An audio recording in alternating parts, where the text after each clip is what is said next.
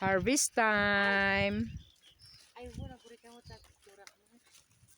Ate, anong masasabi mo sa ano? Ang repolyo. Ang repolyo Ay? maganda sa katawan. Ah. Kami Ay?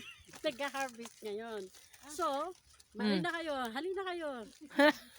Pagdating namin sa Ilocos, bibili kayo. Pwede rin pwede rin pambenta.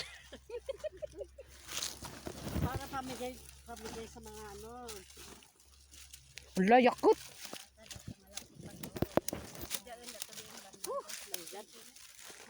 ang laki ng hacienda ko ng repolyo. Hasinda niya.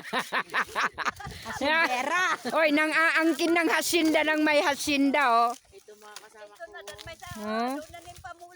Kasi ang paganda doon ng tuto. Oh, yan ang CEO. CEO.